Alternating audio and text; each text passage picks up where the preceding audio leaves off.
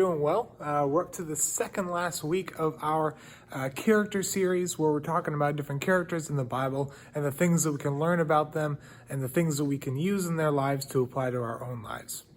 So this week I want to talk about a very familiar character, David, who is in the Old Testament a lot. In fact, he wrote a large portion of the Psalms, which is that large book right in the middle of the Bible.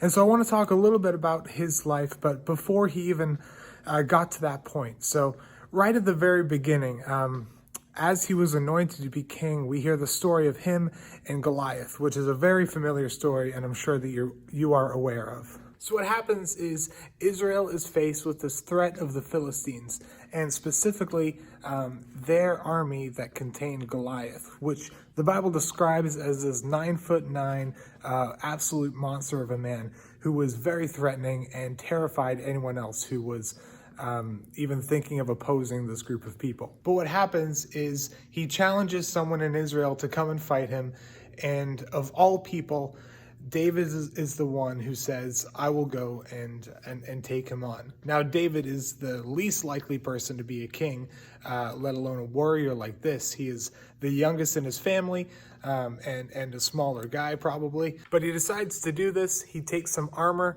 and eventually takes off the armor because he says that it makes him uncomfortable. It's too heavy. And he takes some rocks from a nearby stream and a sling, and he goes and he takes on Goliath. And what happens is he takes down Goliath with one sling and one stone, and wins this battle for Israel. And for you guys, I hope that you can take away two things from the story. The first is that God uses unlikely people for his purposes. And so God doesn't use the people that have it all together or the strongest or make the most sense to be leaders all the time.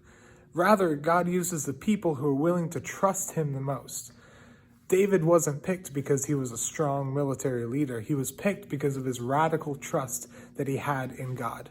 So the second takeaway then, which comes from the first, is to be the kind of person that trusts God enough to let God use them for whatever his purposes may be.